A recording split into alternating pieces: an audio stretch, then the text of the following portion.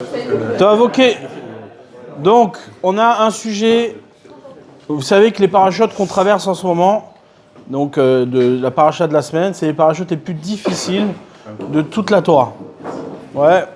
Pourquoi ? Parce qu'elle traite d'une dispute de frères, mais une dispute de frères qui ne sont pas, dans un seul et même projet.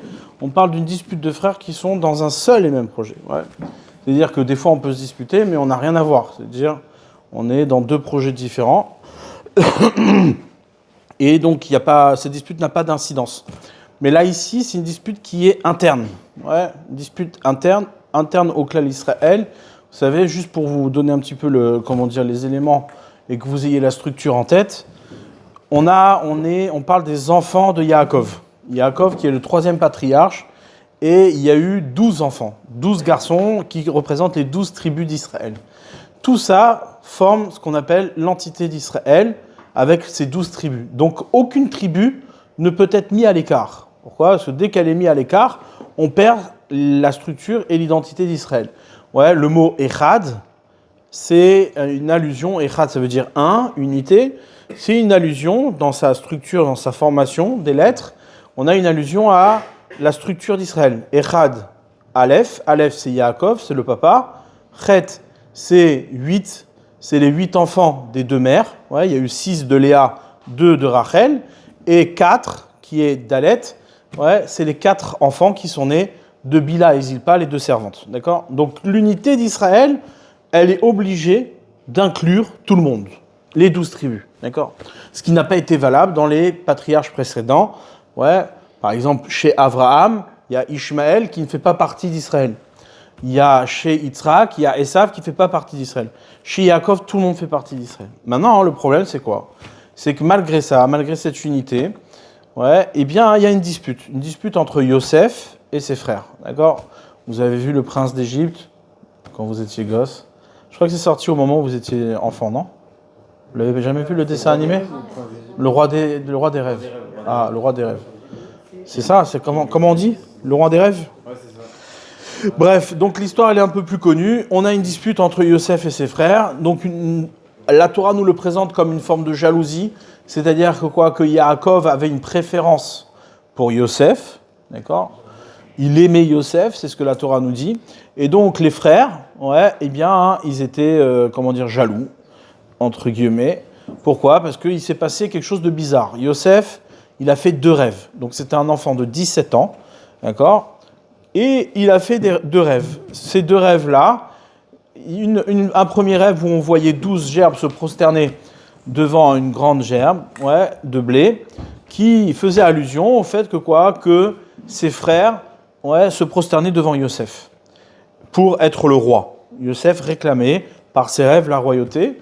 Et un deuxième rêve du même type, c'était à la place de ça des gerbes, c'était les étoiles, les astres, qui se prosternaient devant, Yosef, devant le soleil. Maintenant, il y a ces rêves-là ont laissé entendre que Yosef réclamait être le frère pour qui, ouais, tout Israël allait s'organiser autour de lui. C'est-à-dire, c'est lui qui allait être le roi. Maintenant, les frères, ils ont dit quoi ? Yosef, il va être le roi. Si ça va être le roi, alors on va se disputer. D'accord ? Donc, en vérité, la Torah nous le présente comme une dispute de pouvoir. Ouais. Évidemment, si la Torah nous racontait ça, on lui aurait dit Toda Rabba, merci beaucoup, mais c'est assez classique comme histoire. Il n'existe pas une seule génération où il n'y a pas un combat de pouvoir. Ouais, tout le monde est dans le pouvoir. Aujourd'hui, on a Macron qui se bat pour garder le pouvoir, un tel qui se bat. Tout le monde se bat pour le pouvoir. Donc, quelle est l'originalité de cette paracha ? Qu'est-ce qu'elle a à faire dans la Torah si c'est juste pour nous raconter une histoire de jalousie et de pouvoir ? Donc, évidemment, si elle nous la raconte, c'est qu'il y a des enjeux qui sont capitaux à comprendre au niveau de ce qui est la définition d'Israël. Ouais, et là, je vais vous révéler une chose qui n'est pas un secret, mais qui est important d'avoir en tête. C'est quoi ? C'est que tant que la dispute entre Yosef et ses frères ne sera pas résolue, eh bien, on restera en exil. D'accord ? C'est-à-dire que ce sujet-là, de la dispute des frères, de l'unité d'Israël, c'est quoi cette unité ? C'est réconcilier Yosef avec ses frères, eh bien, tant que ce ne sera pas fait, il y aura une division au sein d'Israël, le peuple d'Israël ne sera pas uni, et donc il n'y aura pas la révélation du Mashiach, il n'y aura pas tout ça. Bon, pour faire un peu de l'ordre, ouais, c'est important d'avoir les idées claires. Le monde, il a été créé, ouais, d'une manière qui est très simple et que nous, on pratique au quotidien. Le monde a ce qu'on appelle un ta'alir. Ouais, il a un processus. Ouais, aucune chose existe de manière définitive. Ouais. Toute chose est vouée à être changée. Vous connaissez le dicton de Lavoisier ? Ouais. Tout se transforme. Donc du coup, qu'est-ce qui se passe ? On est ce qu'on appelle dans un ta'alir. On est dans un processus. Rien de ce que vous voyez aujourd'hui est voué à rester comme il est pour demain. D'accord ? Et c'est pour ça que le monde est fait de ce qu'on appelle de toldot. Des toldot, c'est quoi ? C'est des générations. C'est-à-dire, un engendre l'autre et un engendre l'autre. Tout est voué à être engendré. C'est pour ça que le monde est construit sous la forme de ce qu'on appelle un zivug, ouais, d'une rencontre. Tout est destiné à une rencontre. Ouais, on a le masculin et le féminin, et toute la structure de toute la création est faite sous cette forme-là. L'électricité, la chimie, tout est fait sous cette forme-là. Ouais, comme nos amis les Chinois nous diront le yin et le yang, etc. Chacun a quelque chose à dire là-dessus. C'est une chose qui est claire et établie. D'accord ? C'est bon, jusque-là, tout va bien ? Donc, on continue. Donc, de manière, c'est-à-dire à l'échelle de l'homme, tout est destiné à être une rencontre. Donc, un homme, une femme, un mariage, des enfants, et hop, une continuité. Et c'est ce qu'on appelle un ta'alir, ce qu'on appelle un processus qui est censé, avancer en s'améliorant et arriver à une destination. Maintenant, chaque destination représente une tolda. C'est-à-dire, chaque destination représente un engendrement. Et en vérité, le rôle de l'homme sur Terre, c'est d'assurer que la création soit toujours fidèle à la première génération, tout en étant des personnes qui engendrent. Ouais. Le potentiel de l'homme est censé s'exprimer par ce qu'il engendre, de telle manière qu'il reste fidèle à la volonté d'origine, sans trahir la volonté d'origine. D'accord ? Donc en vérité, nous, on se dirige vers une naissance. Ouais, une naissance. Et cette naissance, elle s'appelle ce qu'on appelle la royauté. Il y a un principe dans la Torah qu'on appelle Malchut. Malchut, c'est la royauté. C'est pas simplement le fait d'avoir un royaume établi. C'est quoi ? C'est qu'il nous faut un roi. C'est quoi l'idée du roi ? L'idée du roi, c'est celui qui va représenter justement, qui va stabiliser l'orientation de chacun, c'est-à-dire qu'il va rassurer chacun, et chacun va pouvoir trouver ce qu'on appelle un yishuv, une installation, un repère, qui le permettra d'engendrer et de se destiner à un chemin et à mettre en place les choses. C'est pour ça que tous les hommes se battent pour ça. C'est soit on se bat pour le pouvoir, soit on se bat pour la paix sociale. Et toujours, il y a un déséquilibre entre les deux. Si j'ai un roi qui se bat pour le pouvoir, alors je n'ai pas de paix sociale. Et si j'ai une paix sociale, entre guillemets, et qui n'a pas de roi, alors qu'est-ce qui se passe ? On a un déséquilibre d'orientation et on a des sociétés qui font des révolutions. Ouais, des grèves, des machins, des trucs. Ouais. C'est un petit peu l'histoire des hommes. À un moment, il y avait la royauté. On a coupé la tête du roi. Aujourd'hui, on est dans une démocratie et on n'a plus de roi et on en cherche un. Ouais. Qui va être le futur président ? Regardez comment c'est intéressant parce que, au final, la France, elle est pas unique. C'est assez pathétique dans le monde. Aujourd'hui, tout le monde est à la recherche d'un président. Tout le monde est à la recherche d'une tête. Pourquoi ? Normal, tu as coupé la tête du roi, tu l'as mis dans le panier. Maintenant, il faut en trouver une. Qui va être ta prochaine tête ? Qui va être celle qui va te rassurer et qui va faire en sorte qu'on va pouvoir être équilibré, trouver un repère qui nous permettra d'être confiants dans ce qu'on va engendrer demain. D'accord ? Donc, jusque-là, tout ça, vous connaissez. Ouais, c'est assez simple. Maintenant, il y a dans la Torah, on nous raconte des choses bizarres.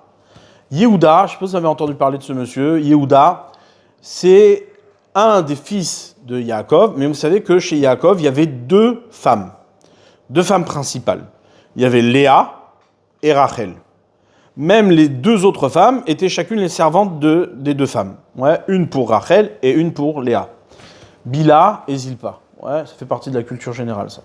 Maintenant, ces deux lignées-là, elles ont deux enfants, c'est-à-dire deux types d'enfants qui vont se disputer. Les fils de Léa vont se disputer avec les fils de Rachel. Enfin, un des fils de Rachel, puisque le dernier n'était pas né. Qui était le fils de Rachel? Yosef, Binyamin. Ouais. Yosef, Joseph et Benjamin. Ouais. Donc Joseph et Benjamin n'était pas encore né. Yosef n'avait que 17 ans. Enfin, si, il était né, mais la maman était décédée. Yosef avait 17 ans, mais il était tout bébé. Benjamin. C'était le Benjamin. Ouais. Et du coup, qu'est-ce qui se passe? Yosef voit ses frères mal se comporter. Donc, qu'est-ce qu'il fait? Il rapporte à son père. Ouais, 17 ans, il dit, t'as vu, papa, regarde les frères, comment ils se comportent, c'est pas bien, nanana. Et les grands frères, ils disent, ouais, quel faillot. En plus de ça, le père, il lui offre une tunique, il le favorise. Donc, du coup, ça a amené de la jalousie. Maintenant, moi, ce qui m'intéresse, c'est de comprendre en profondeur quelle est la dispute véritablement, quel est l'enjeu de cette dispute et pourquoi elle nous dérange tellement à travers les générations. Chaque enfant représente quelque chose. Il représente une direction. Je vais vous raconter un épisode et c'est ce qui va nous permettre un des épisodes les plus difficiles de la Torah et ce qui va nous permettre de comprendre mieux ce qui se passe. Juda, qui est le représentant des frères de Léa, c'est à lui que revient la royauté. Juda est l'ancêtre de David. David, c'est le roi, David Améler, et de David descend le Mashiach, le futur roi qui mettra en place le royaume d'Hachem dans le monde et qui amènera la paix dans le monde de manière totale. D'accord? Donc, Yehuda, il y a un interdit dans la Torah, c'est marqué « Lo yasur shevet mi Yehuda », le sceptre ne devra pas quitter la tribu de Yehuda. Yehuda doit rester le roi. Personne n'a le droit de prendre la royauté à Yehuda. Ça revient à Yehuda. Celui qui s'amuse à faire ça, ça va être la catastrophe. D'accord? Bref. Maintenant, Yehuda, qu'est-ce qui se passe quand son frère il a été vendu aux Ishmaélim et qu'il est descendu en Égypte? Ils ont fait croire à leur père Yaakov que Yosef était mort. Le fils préféré de Yaakov, donc il était mort pour Yaakov. Et Yaakov, bien sûr, il était triste, endeuillé. Pour lui, c'était la catastrophe.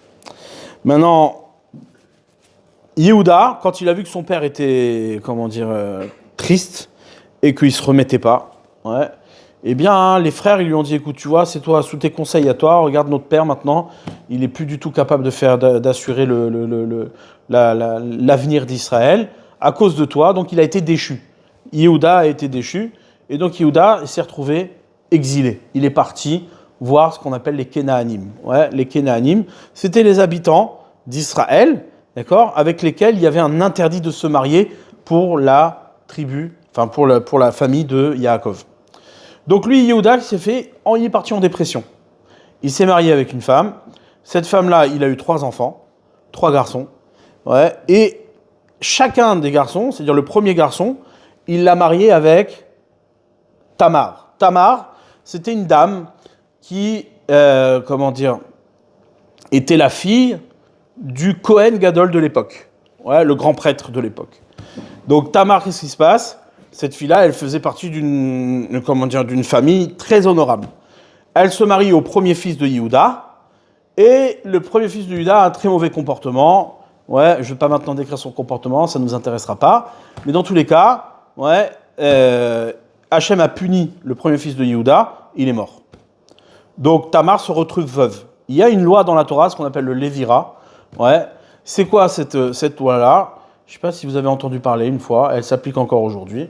D'accord? C'est que lorsque un frère s'est marié avec une femme, et qu'il est décédé sans enfant, il y a une mitzvah que les autres frères prennent cette femme pour assurer une descendance, prennent cette femme comme femme, pour assurer une descendance à son frère qui n'a pas eu de descendance. D'accord?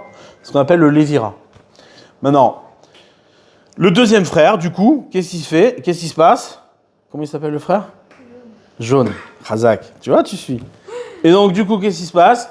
Le deuxième frère, il a marié Tamar.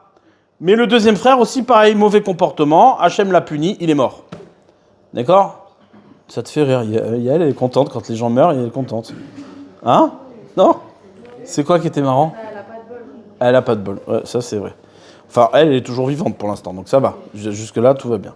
Maintenant, le truc, c'est quoi? C'est que d'après la loi, ouais, qu'est-ce qui se passe? Le troisième frère, il doit se marier avec Tamar. Mais Yehuda, il a dit, oula, cette femme-là, elle est en train de me tuer tous mes garçons.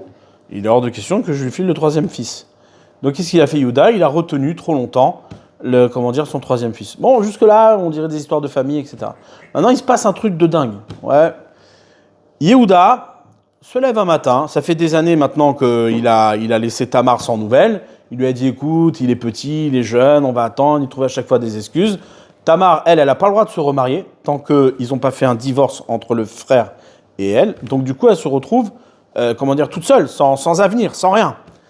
Et qu'est-ce qui se passe? Tamar, qui est très intelligente, mais qui a un comportement très bizarre, qu'est-ce qu'elle fait? Elle se déguise en prostituée. Et elle se met sur le chemin où Yehuda va descendre. Donc Yehuda faisait du business, d'accord? Il est parti faire du business, et sur le chemin, hop, une prostituée, qui ne reconnaît pas évidemment, puisqu'elle s'était déguisée, elle s'était camouflée.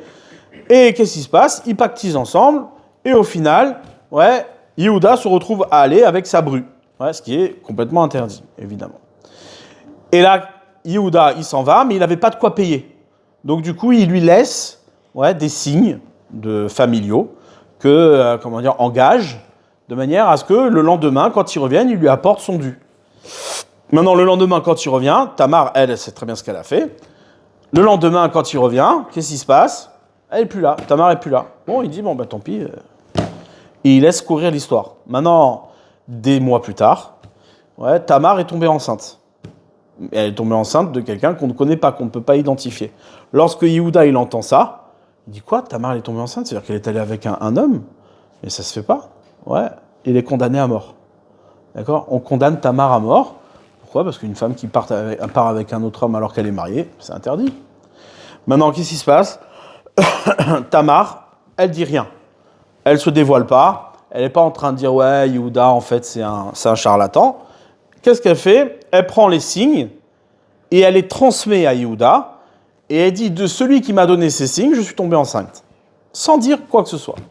Yehuda récupère les signes, et lorsqu'il voit ça, eh bien, qu'est-ce qu'il fait? Là aussi, c'est complètement, illogique. Ouais, on dirait qu'il se camoufle. Il dit, cette femme-là, c'est une tzadékette. Ouais, en vérité, c'est moi le fautif.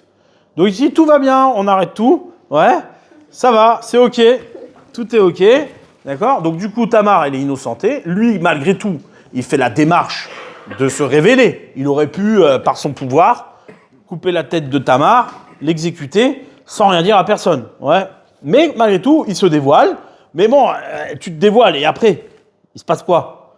C'est pas joli. On fait pas des choses pareilles. Ouais.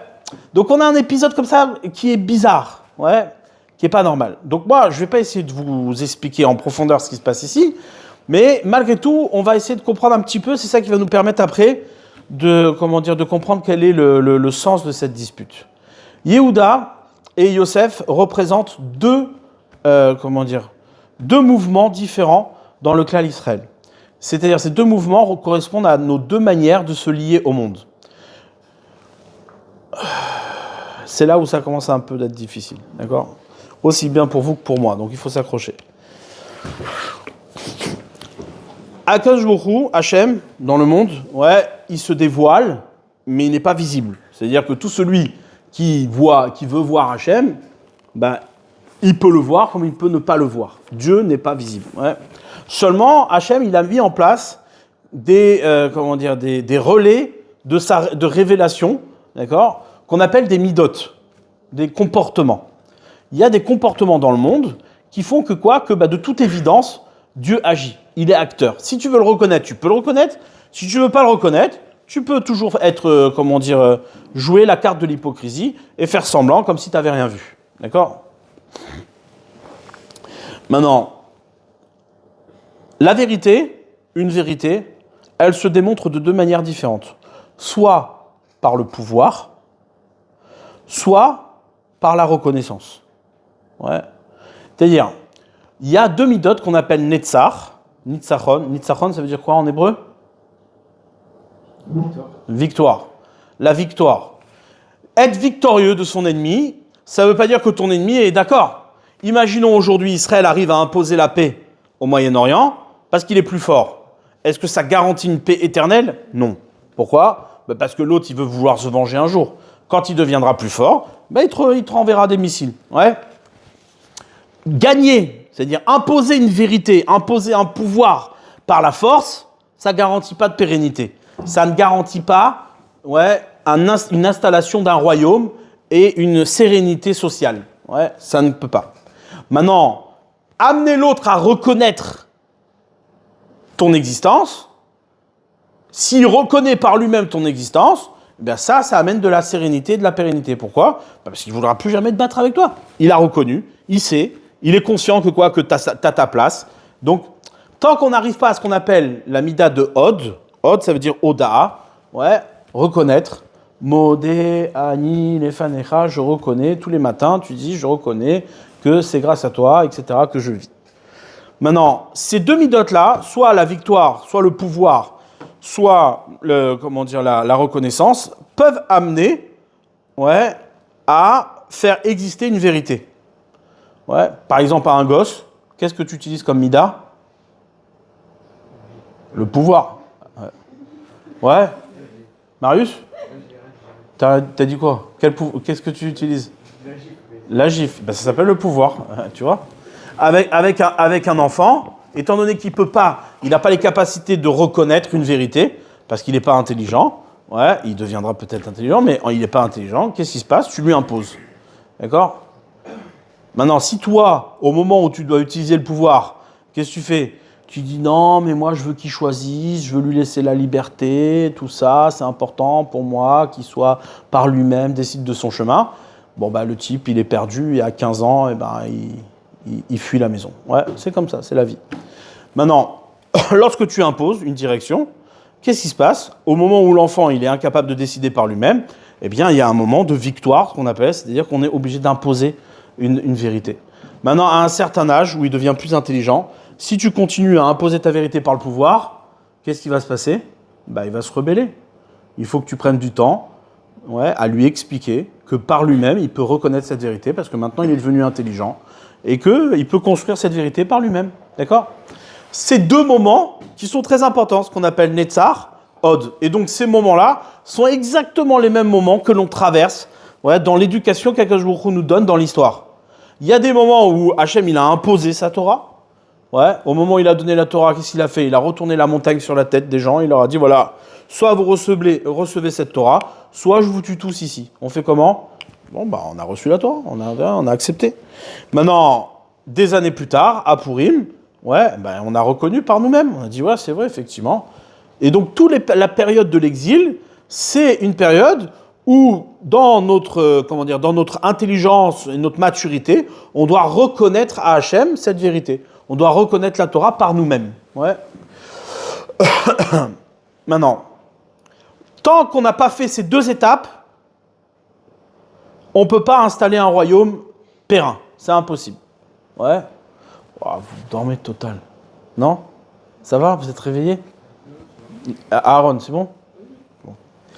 Et donc, tant que vous n'avez pas passé ces deux étapes, c'est-à-dire l'étape de la victoire, d'être puissant, et l'étape de la reconnaissance, vous ne pouvez pas installer un royaume. Maintenant, qu'est-ce qui arrive après la reconnaissance? On a la victoire, on a imposé une direction. Après qu'on a imposé une direction, il faut que l'homme arrive par lui-même à reconnaître cette direction. Maintenant, une fois qu'il a reconnu cette direction, ce n'est pas suffisant, il faut produire. C'est bien beau que tu as reconnu, mais il faut construire maintenant, il faut agir. C'est ce qu'on appelle Midat Yesod, les fondements. C'est-à-dire qu'une fois qu'on a à la fois dans la tête la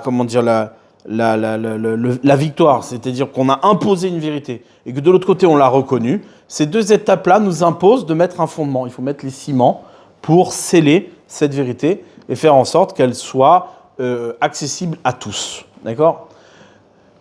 Ces trois midotes-là représentent Yaakov, Yehuda et Yosef.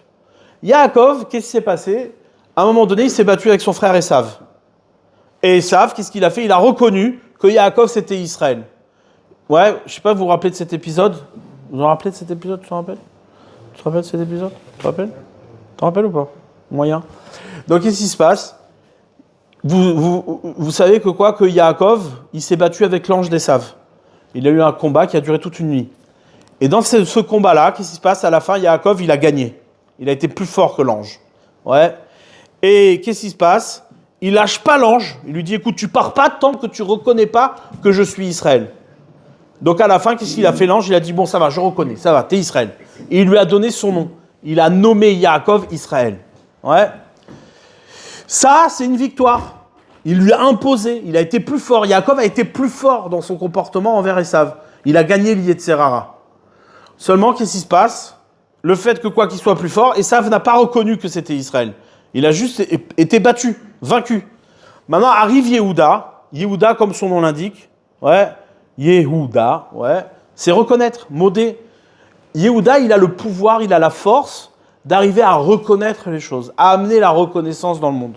Faire en sorte que les gens arrivent à reconnaître par eux-mêmes. Reconnaître par soi-même, c'est quoi? C'est reconnaître au milieu d'un système qui fonctionne déjà, que quoi? Que ce système amène, ouais, à cette vérité, quoi qu'il arrive. Donc du coup, tu exerces quelque chose, par ton expérience, tu découvres que quoi? Que tu ne peux pas échapper à cette vérité, donc ça devient une évidence. Ouais. Ça, c'est Yehuda. Maintenant, Yehuda, qu'est-ce qu'il a fait? Ouais. Il a reconnu auprès de Tamar que quoi? Qu'elle était innocente et que lui, il était coupable. Quelle est cette reconnaissance-là? Ouais. Il y a un principe que vous connaissez tous, qu'on appelle le Baal Tshuva. Vous connaissez le Baal Tshuva? C'est quoi faire Teshuva? Ouais. Maintenant, la Teshuva, c'est quoi? C'est quelqu'un qui reconnaît dans sa vie qu'en vérité, eh bien, il n'a pas pratiqué la Torah et que c'était une erreur. Il aurait dû pratiquer la Torah. Il reconnaît un jour, il se lève un matin et dit ouais, en fait, non, il faut que je reconnaisse à Dieu que quoi? Qu'on doit pratiquer la Torah les mitzvot. C'est ce qu'on appelle un Baal Tshuva. Donc, Yehuda, c'est le représentant des Baal Tshuva. D'accord? Et là, Gemara nous dit, les sages nous enseignent que quoi?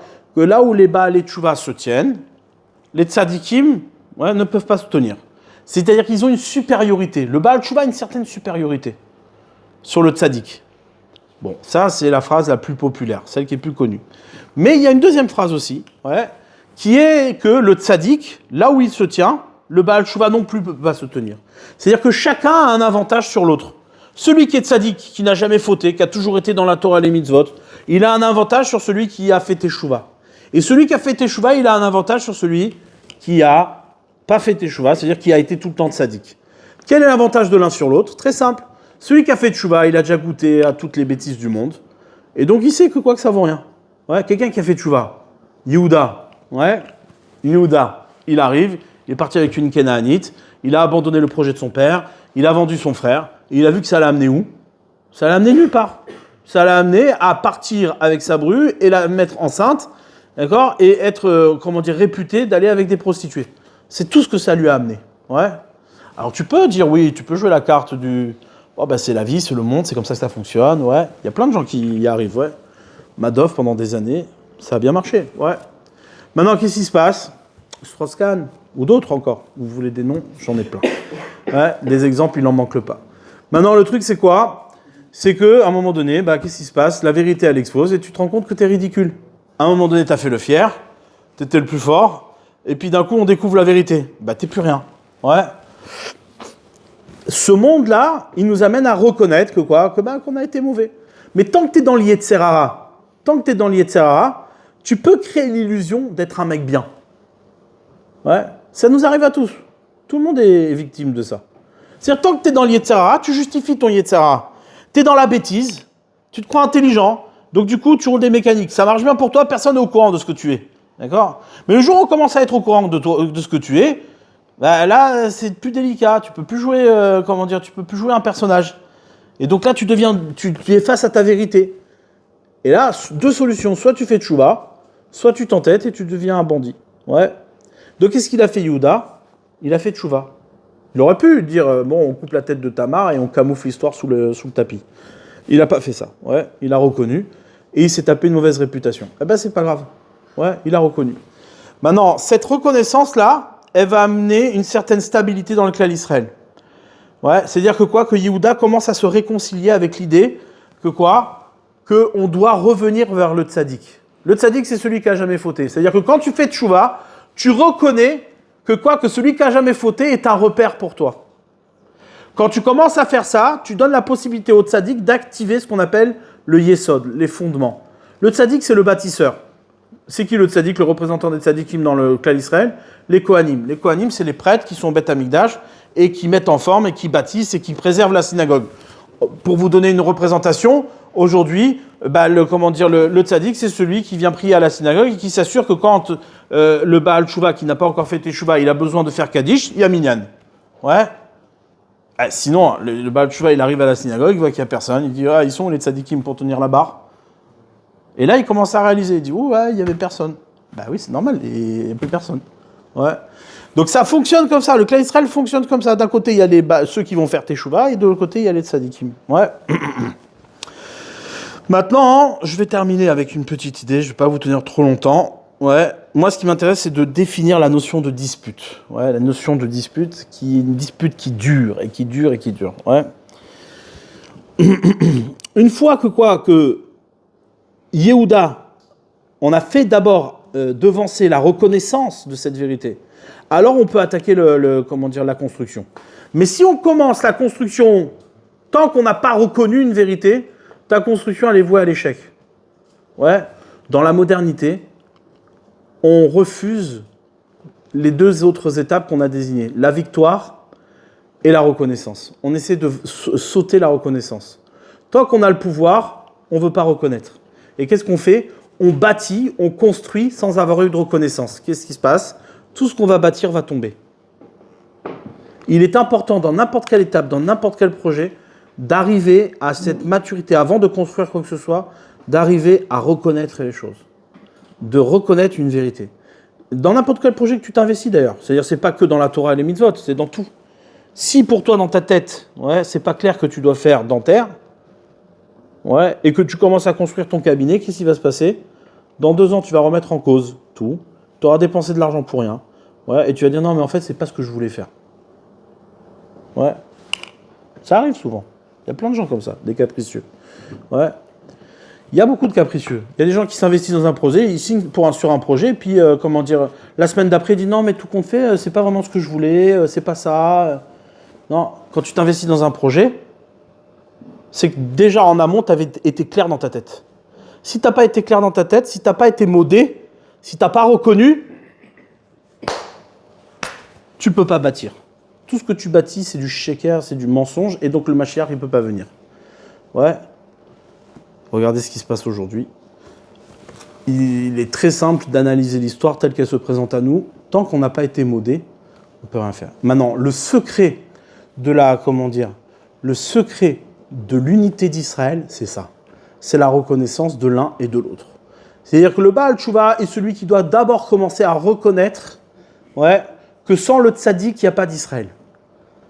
C'est impossible. Pourquoi? Parce que si demain tu veux faire teshuva, vers qui tu vas faire teshuva? Si le tzaddik il disparaît, si tu l'élimines, si tu le vends au Ishmaélim en espérant qu'il va disparaître, qu'est-ce qui va se passer?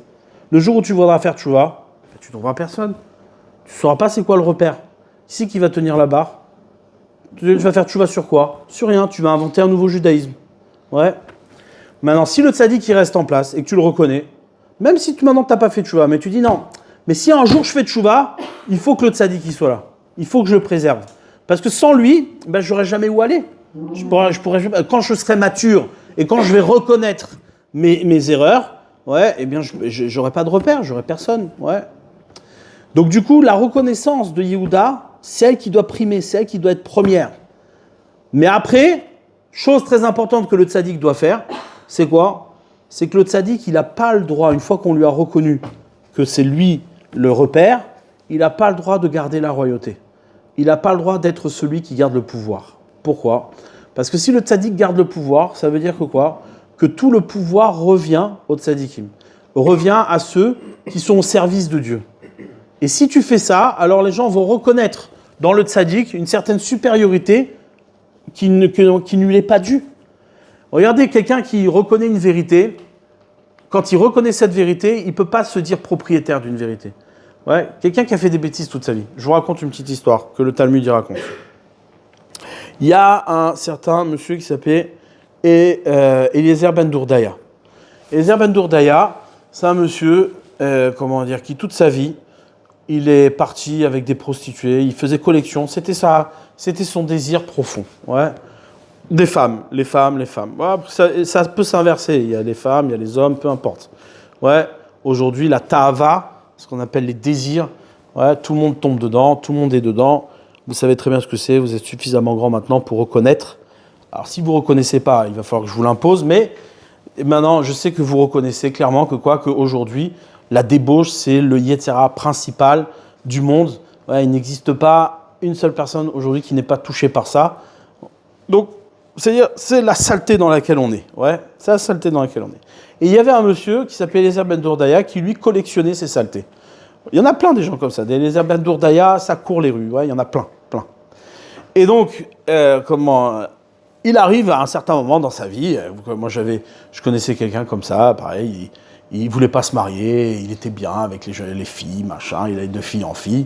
Bon, mais arrive 50 ans, bon, tu peux encore faire semblant, tu peux te camoufler, mais arrive 60 ans, tu vas faire quoi? Tu vas encore aller voir des filles? Ouais, bon, allez, vas-y, encore, allez, t'es bien bâti, t'es bien fait, tes trucs, 60 ans, allez, tu joues encore un peu jusqu'à 70 ans, mais après, tu fais quoi? Ouais. Après, on te dit, bon, écoute, va chez ta mère, c'est la personne qui va vouloir de toi. Ouais. Donc, du coup, qu'est-ce qui se passe? À un moment donné, quand tu vieillis, tu es confronté à la réalité. D'accord? Et donc, une fois que tu es confronté à la réalité, tu relativises et tu essaies de comprendre que tu as fait des bêtises et que tu le reconnais. Et Eliezer Ben Dourdaya, à un moment donné dans sa vie, une fois qu'il a collectionné tous les plaisirs du monde, ouais, il a reconnu que c'était une zut. Il n'avait rien, c'était du vent. Toute sa vie, c'était du vent. Il était tellement déprimé de sa prise de conscience qu'il en est mort. Ouais. Il a essayé de faire tchouva, mais il n'y est pas arrivé. D'accord? Et là, à la fin, le fait qu'il ait pleuré de ça et qu'il s'est, qu'il a fait tchouva là-dessus, ouais, Hachem l'a pardonné, et il y a une voix qui est sortie du ciel en disant « Tu es Rabbi Eliezer Ben Dourdaya, c'est bon, tu es accepté au Gan Eden. » Bref, pourquoi je vous raconte tout ça? Parce qu'en vérité, ouais, on est tous, à un moment donné, on sera tous obligés d'être devant cet examen. C'est-à-dire qu'à un moment proche de la mort, eh bien évidemment on sera obligé de se poser la question, de dire est-ce que notre vie elle vaut quelque chose, est-ce qu'elle a du sens, est-ce qu'elle n'a pas de sens. Ouais, aujourd'hui tu peux faire le malin parce que t'es pas proche de ça, mais le jour où ça s'approche, le jour où ça s'approche, eh bien qu'est-ce qui se passe? Tu te poses la question. Maintenant, pour pouvoir permettre une unité, pour pouvoir permettre une paix sociale, c'est-à-dire pour pouvoir permettre une révélation de cette vérité, il faut que toi, tu sois toute ta vie disposé à reconnaître au tzaddik sa centralité. Maintenant, si tu ne reconnais pas cette centralité-là, tu n'auras pas la possibilité de revenir. Mais tu as un avantage sur le tzaddik. C'est quoi? C'est que tu sais pertinemment que toutes les choses du monde, elles n'ont aucun goût. Quand tu fais tchouva, ça ne t'attire pas. Maintenant, ton désavantage, c'est quoi? C'est que c'est plus proche de toi. Le tzaddik, il n'a jamais fauté. Imaginez-vous, tu n'as jamais fauté. Ouais, tu arrives à imaginer? Attends, ça va. Alors, non, parce que j'ai pris le bon exemple. Mais tu n'as jamais fauté. Alors, une fois que tu n'as jamais fauté, la première fois que tu fautes, première fois que tu fais une bêtise, c'est très difficile de la faire. Pourquoi? Parce que c'est la première fois. Donc du coup, le tzaddik, il a un avantage, c'est quoi? C'est qu'il est sécurisé dans le fait qu'il n'a jamais touché à ça et qu'il n'a jamais eu de goût de ça. Ouais. Mais il a un désavantage, c'est qu'il est curieux. Il aimerait bien savoir ce que ça fait. D'accord? Donc du coup, lui, le Baal Tshuva de l'autre côté, il a un avantage, c'est quoi? C'est qu'il sait que ça sert à rien, ça fait du mal. Quelqu'un qui s'est drogué, il sait que c'est pas bien. Seulement, comme il a déjà goûté, il retombe facilement dedans. Ouais. Ça, c'est l'avantage et l'inconvénient. Maintenant, toutes les disputes, tous les déséquilibres, les guerres, tout dans le monde tourne autour de ça. Pourquoi? Parce qu'en vérité, une guerre provient de la non-reconnaissance de la supériorité de l'autre. Et de comment toi, tu vas pouvoir grandir avec la qualité que l'autre il a, que toi tu n'as pas, et que la qualité que toi tu as, que l'autre il n'a pas. Ouais.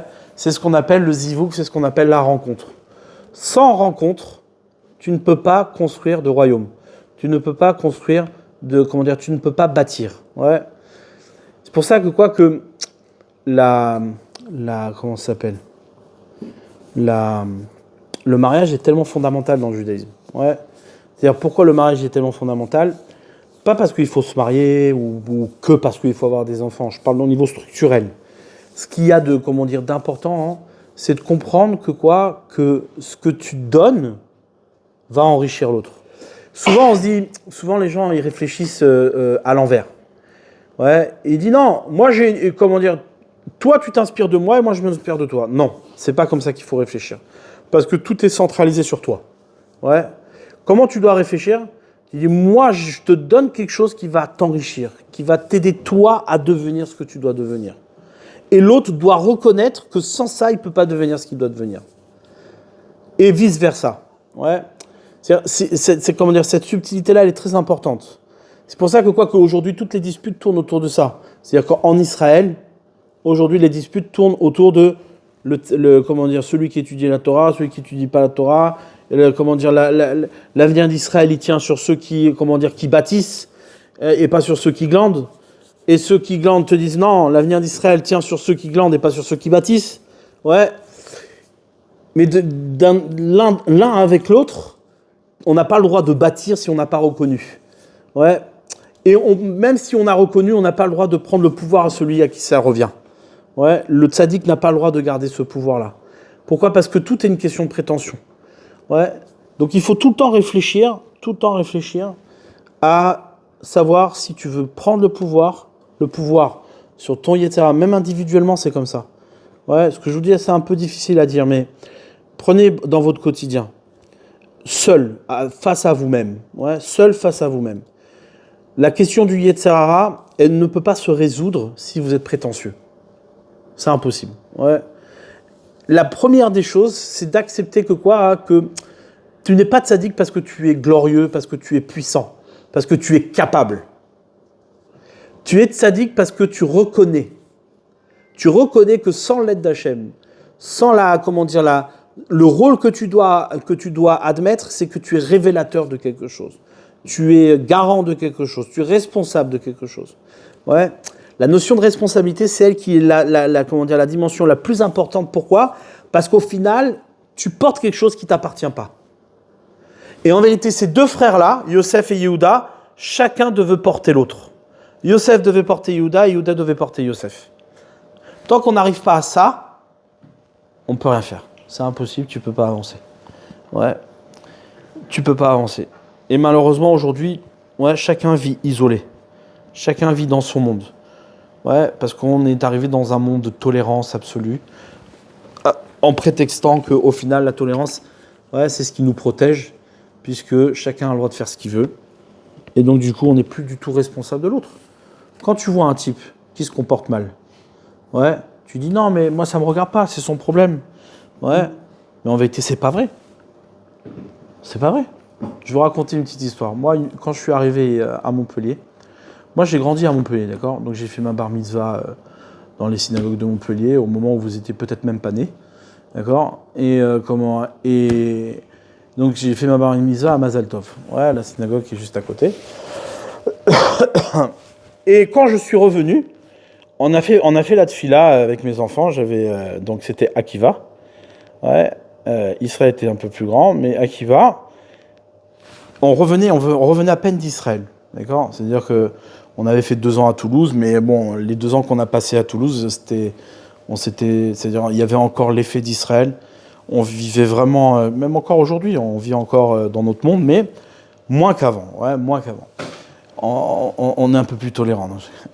Et donc, quand on est arrivé, on passe Shabbat, des Shabbats comme ça, et puis c'était, même pour moi, qui ai grandi, c'est-à-dire que tout ce que vous faites aujourd'hui, dites-vous que chez nous, on le faisait peut-être même 10 fois plus que vous. Ouais, c'est-à-dire moi, j'ai grandi dans une famille où le judaïsme n'existait pas. D'accord ? Donc je ne connais pas. Je ne savais pas ce que c'était. Jusqu'à l'âge de 8-9 ans, je ne savais pas que j'étais juif. Je ne savais pas. Je ne connaissais pas. Jusqu'à que ma grand-mère elle est arrivée, qui nous a dit « Mais tu dois faire la bar mitzvah ». Donc on s'est rappelé. Ouais, je me rappelle juste vaguement des moments comme ça où les témoins ils venaient à Lansargues. nous embêtaient chez nous à la maison et mon père qui discutait avec eux, mais c'est tout. Il n'y avait rien de juif. Donc tout était permis, tout, il n'y avait rien. On faisait rien. Le porc, tout ce que tu veux, ouais. Les huîtres, tout. C'était un kiff même, ouais. J'adorais ça et je pense que j'aimerais ça encore aujourd'hui, mais bon, c'est interdit, je peux plus le faire, ouais. Maintenant, le truc, c'est quoi? C'est que... Pourquoi je vous dis tout ça? Pourquoi je vous dis tout ça? Hein? Ah oui. Et donc on arrive à la synagogue et on est en train de prier Shabbat. Et j'entends le téléphone sonner. Un type devant moi qui a son téléphone qui sonne. Ça n'existait pas à mon époque. D'abord, premièrement, il n'y avait pas le téléphone. Ouais. C'est-à-dire que les gens ne portaient pas de téléphone, ils n'en avaient pas. Ouais. Maximum peut-être les beepers. Et encore, je crois que j'avais 15 ans quand les beepers ils ont commencé à arriver. Comment dire? Mais comment dire, le téléphone, il a sonné. Et mon fils, moi, bien sûr, j'ai géré, puisque je suis un adulte. Mais mon fils, il dit, papa, le téléphone, il sonne, il faut aller lui dire. Alors moi, je me suis retrouvé un peu embêté, parce que je me suis dit, si je dis pas à mon fils qu'il faut aller lui dire, ouais, eh ben, je lui aurais cassé une certaine, innocence, d'accord? Je lui aurais brisé une certaine innocence, d'accord? Et ça aurait peut-être même cassé quelque chose chez lui. Donc je dis, bah oui, vas-y, va lui dire. Va lui dire.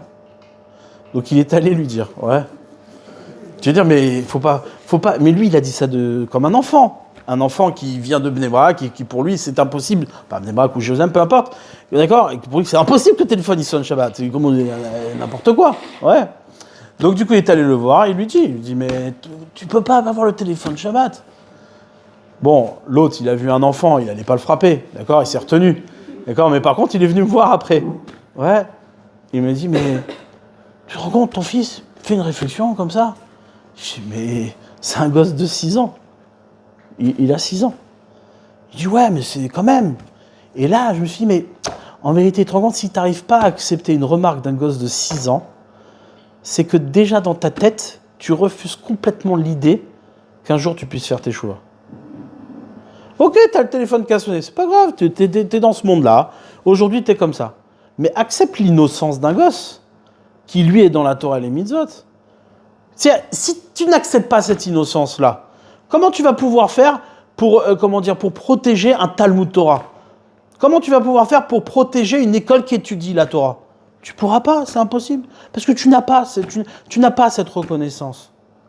Tu n'as pas. Si ça avait été moi qui étais allé le voir, je comprends. On se cogne, ouais. Il y a un type qui représente un certain pouvoir, l'autre qui représente un autre pouvoir. Bon, là, je comprends que tu t'énerves. Ça se fait pas. Mais t'es un gosse de 6 ans. Il vient pas maintenant t'embêter, lui. Il vient pas te reprocher quoi que ce soit. C'est un gosse. Il vient avec toute l'innocence. Si cette innocence-là, tu la respectes pas, eh ben, ça veut dire que tu es condamné. C'est-à-dire que tu es condamné à perdre ton judaïsme. Ouais. Comment? Oui, mais malheureusement, il y en a beaucoup qui ont été des exemples et qui ont perdu leur judaïsme. Beaucoup. Ouais. Je ne veux pas donner des noms parce que je ne veux pas te choquer, mais là, un très connu. Bon, je m'arrête là parce que je sais que... D'accord? Il s'appelle Herzl. Non, j'arrête. D'accord? Il y en a beaucoup. Malheureusement. C'est pour ça qu'il faut bien prendre conscience en amont de ce qui se passe aujourd'hui, d'accord, pour pouvoir les protéger. Parce que celui qui fait semblant que les problèmes n'existent pas, c'est celui-là qui est cruel. Le plus cruel des hommes, c'est celui qui fait semblant que l'autre n'a pas de problème. Celui-là, c'est un assassin. Pourquoi? Parce qu'il dit, qu'est-ce qu'il vient? Il dit, mais non, ça va. Non, tout le monde est beau, tout le monde est gentil. Non, toi, préoccupe-toi de l'autre. Va, reconnais qu'il y a ici quelque chose, un problème, et que ça te touche profondément, et que ça t'embête. Tu peux pas laisser l'autre comme ça en disant oui à son problème. Non, t'as pas le droit. C'est ce qu'on appelle la responsabilité. Ouais, c'est ce qu'on appelle la responsabilité. Et cette reconnaissance mutuelle, elle est indispensable. À la fois, le tzaddik doit reconnaître la possibilité de faire tchouva parce que c'est un éclat. C'est-à-dire que lorsqu'une personne fait teshuva, il y a un éclat de lumière, un renouveau de lumière qui enrichit le tzaddik. Et de l'autre côté, le Baal Tshuva, il doit à tout prix voir dans l'innocence des tzadikim, ouais, il doit voir une inspiration. Il doit voir une protection. Si tu la vois pas, ouais, comme il dit le Rambam, il y a plusieurs choses qui empêchent les gens de faire teshuva. Plusieurs choses. Chilul Hashem, ouais, eh ben tu peux pas faire teshuva. Hashem, il t'empêche de faire teshuva. C'est dur quand même. Hein. Tov, je m'arrête là. Juste retenez un seul truc. Ouais, il faut à tout prix avoir la reconnaissance de l'un envers l'autre pour arriver à une vérité. La vérité ne se construit pas à partir que de soi, elle se construit dans une rencontre. Dans une rencontre. Chaque rencontre que tu fais, c'est l'occasion de faire émerger une vérité. Et il y a des rencontres qui sont plus difficiles que d'autres. Il y a des fois, quand tu rencontres quelqu'un, ça te dérange profondément. Ben, il va falloir que tu trouves comment tu vas faire pour que ça ne te dérange pas. D'accord ? Ça, c'est le point le plus important. C'est pour ça que quand il y a des... Il ne faut pas tomber dans la bêtise des hommes aujourd'hui de penser qu'on a le droit d'exclure certaines civilisations ou qu'on a le droit d'exclure certains personnages. Ouais, c'est interdit. Par exemple, tu peux tomber dans le piège en disant « Oui, ceux-là, non, cette civilisation-là, c'est des gens qui servent à rien, qui sont des bourreaux, qui sont trucs. » Non. S'ils sont comme ça, c'est parce que quelque part, toi, tu n'as pas fait ce qu'il fallait. Ouais. Chaque chose est une rencontre qui te permet, toi, de découvrir la vérité. S'il y a encore des obstacles, c'est que cette vérité reste à découvrir et que tu dois la construire et que tu dois la reconnaître et que tu dois la combattre et que pour ça, pour pouvoir arriver à l'édifice. Aujourd'hui, on veut à tout prix construire avant d'avoir de la reconnaissance. Et ça, c'est pas possible. Ouais. On se précipite trop dans le...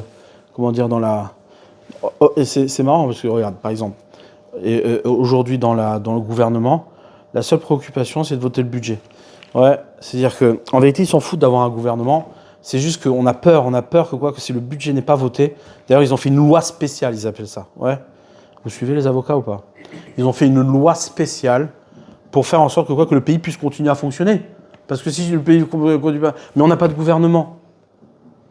Mais alors quoi ? Mais on ne peut pas se reconnaître. Si on ne se reconnaît pas, tout ce que tu vas bâtir, mais ça ne servira à rien. Il faut d'abord passer la reconnaissance. Il faut d'abord passer l'unité pour pouvoir après bâtir quelque chose. Non, loi spéciale, tant que ça fonctionne, tout va bien. Mais si tu laisses fonctionner, qu'est-ce qui se passe ? Tu as encore un charlatan qui est là, qui te dit « Non, mais ça va, ça fonctionne, on est bon, on a des lois spéciales qui font qu'on n'a pas besoin d'arriver à une unité. » Ouais. C'est des choses qui sont très pratiques au quotidien. L'orgueil des gens fait qu'on ne va pas reconnaître, et si on ne reconnaît pas, on ne bâtit pas. Maintenant, toi, tordu que tu es, tu bâtis avant de reconnaître. Pourquoi ? Pour pouvoir préserver ton pouvoir. Mais combien de temps ça va durer ? Ça ne marchera pas. Ça ne marchera pas. Ouais. Et la preuve, c'est ce qui se passe aujourd'hui. Ce qui se passe aujourd'hui. Bachar el-Assad, il arrive, il y a un enseignement. Je ne sais pas si vous êtes sensible à ça, mais regardez ce qui se passe dans le monde. C'est-à-dire, les pouvoirs tombent les uns après les autres. Tombent les uns après les autres. Pas que en Bayern, même les grands pouvoirs. Regarde, comment il s'appelle, tonton Poutine. Il a du mal, là, il patauge en ce moment. Ouais. En Israël, c'est la catastrophe. Ils n'ont pas de gouvernement depuis je ne sais pas combien d'années. Ils s'appuient sur un gars qui se bat corps et âme parce qu'il y a une guerre, c'est tout. Mais au final, il n'y a pas de reconnaissance. Tout le monde se tape les uns sur les autres. Personne ne se respecte. Rien. Comment tu veux construire un pays s'il n'y a pas de reconnaissance ? C'est impossible. Donc comment nous, à notre échelle, comment tu veux construire un peuple ? Comment tu veux avoir un Israël si on ne peut pas se reconnaître les uns les autres ? Impossible, tu ne peux pas. Ouais. Et tous les signaux renvoient vers ça. Hachem, il envoie dans le monde plein de signaux. Il envoie Bachar el-Assad qui, lui, a voulu imposer son pouvoir par la force. Voilà, maintenant, Meskin, il a dû... Meskin, s'il peut crever, ouais, ça fera du mal à personne. Mais il a dû s'enfuir comme un rat. Ouais. Comme un rat. Et c'est pas fini. Il y en aura plein d'autres encore. Parce que c'est comme ça que ça se passe. C'est normal. Tu veux bâtir avant de reconnaître ? T'inquiète pas, tu feras comme Eliezer Ben Dourdaya. À un moment donné, tu vas reconnaître que tu es de la zut et que tu seras forcé de le reconnaître. Ouais. D'accord ? Tom, bon, j'arrête, je vous embête plus. Mais je pense que c'est un point important sur lequel il faut réfléchir à l'échelle de soi, pas à l'échelle des autres, mais à l'échelle de soi. Tout ce que je vous ai dit, c'est des exemples. Ouais, des exemples qui sont criards et qui font partie de l'expérience. Mais à l'échelle de soi, savoir reconnaître, ouais, eh bien, c'est se promettre d'engendrer. C'est se promettre un avenir. Si on n'a pas la reconnaissance, tu ne peux pas avoir d'avenir. Tu vas bâtir, mais tout ce que tu vas partir en fumée. Ouais, en fumée. Rien du tout, il ne restera plus rien. Ouais. Donc le but, le travail de l'homme, c'est de changer. Changer. Tu changes.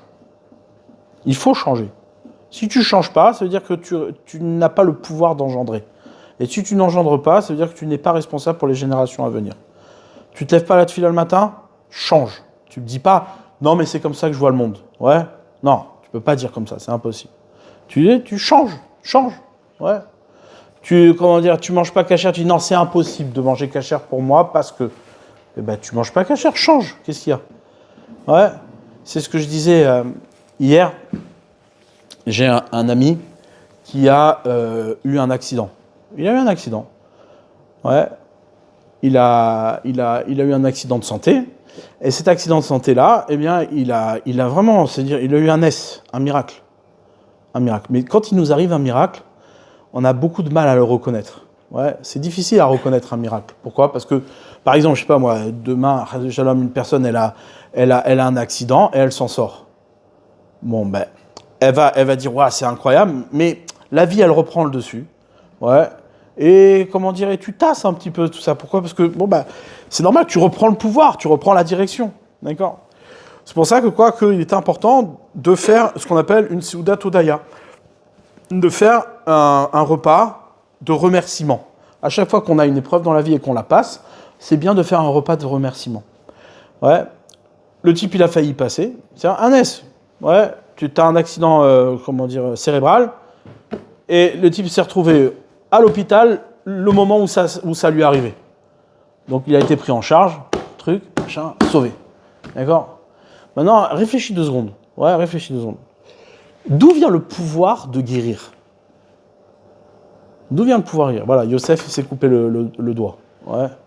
Bon, sa mère, elle voit ça, forcément, elle est en panique. Ouais.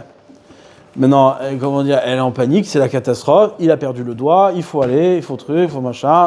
Ouais. Bon. Maintenant, ça, c'est la vision, telle qu'elle est vraiment. C'est-à-dire, oui, c'est coupé, il peut en crever, c'est dangereux. Ouais.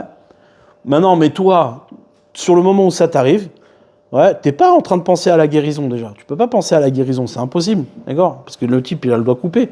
D'accord? Maintenant, mais Hachem, il guérit. Il y a des gens qui guérissent de leur... Mais d'où ça vient de guérir? Quand tu as cassé quelque chose, ouais, imagine-toi, ouais, dans nos actions, tu fais du mal à quelqu'un, tu l'as blessé. Il veut pas te pardonner. Toi, plein de fois, ça t'arrive. Ouais, nous, on est tous comme ça. Il y a un mec qui t'a fait quelque chose, tu dis, je lui pardonne plus, il est allé trop loin, je veux plus lui parler. Ouais. Les choses, elles se présentent, comme le verset nous dit, ouais, quelque chose qui est tordu, ça y est, c'est fini, tu l'as cassé, tu peux plus le réparer. Et ben Hachem, il a fait que on se répare. Il t'arrive quelque chose, tu te remets, ça refonctionne. Hachem, il te redonne les mêmes forces que tu avais avant. Et hop, tu peux redémarrer. D'où ça vient, ça? D'où ça vient? Ça vient de la reconnaissance. C'est parce que Hachem, il te fait ça juste parce qu'il veut que tu reconnaisses. Il nous arrive des épreuves dans la vie pour que tu reconnaisses. Parce que tu n'as pas reconnu, alors il t'est arrivé cette épreuve-là. Et là, parce que maintenant cette épreuve t'arrive et que tu vas guérir et tu vas te remonter, sache que n'oublie pas de reconnaître. Si tu ne reconnais pas, ça ne servit à rien. Une fois, ça marche, mais 2 fois, ça ne marche pas. Ouais, on te laisse 1 chance, 2 chances, 3 chances, mais il n'y a pas tout le temps 2 chances. Ouais. À un moment donné où le miracle ne s'applique plus.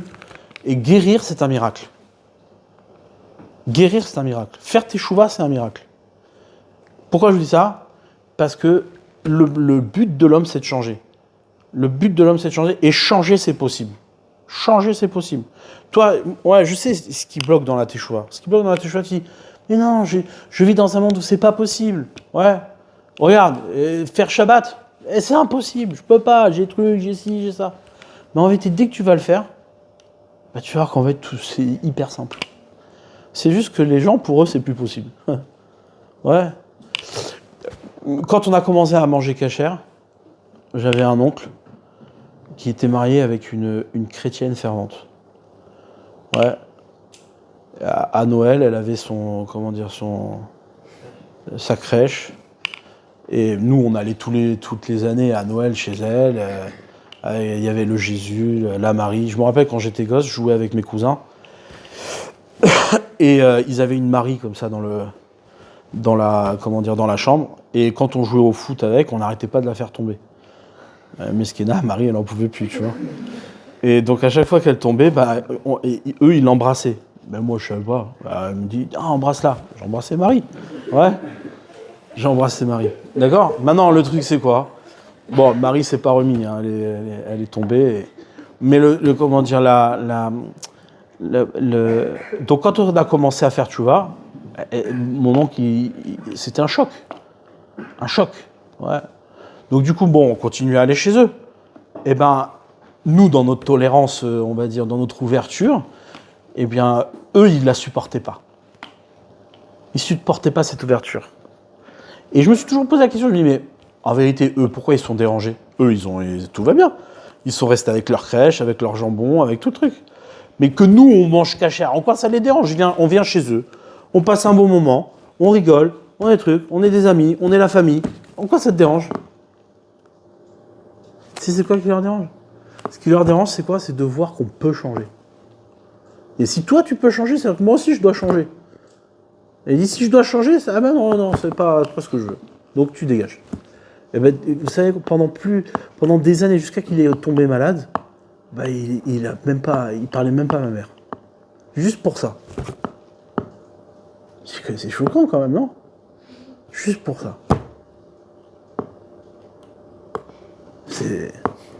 C'est fou, hein. En vérité, on a tous ce problème. C'est-à-dire que quoi? Que quand on nous invite à changer, alors on résiste. On résiste. Pourquoi on résiste? Parce qu'on veut dire, mais non, tu vois, c'est moi qui ai le pouvoir. C'est moi qui garde ça. C'est moi qui décide. Ouais. Juste le fait même de voir quelqu'un changer, ça te dérange. Donc dis-toi que ça pose aucun problème de décider et de faire Shabbat. Ça posera des problèmes aux autres, mais pas à toi. Et si tu pars avec cette philosophie-là, alors le chemin il est tracé, tu es dans ta responsabilité, et Hachem il va t'ouvrir les portes parce que tu verras de plus en plus clair. Ouais. Pourquoi aujourd'hui tu vois pas clair? Parce que tu es enfermé dans une logique qui te permet pas de voir clair. Permet pas de voir clair. Ouais. Mais lorsque tu arrives à ouvrir ton esprit et à voir que le changement est possible, alors à ce moment-là, tous les changements sont possibles. Tous. Ouais. Et le monde, il est fait ainsi. Ouais. Tov, allez, Chazak Baruch.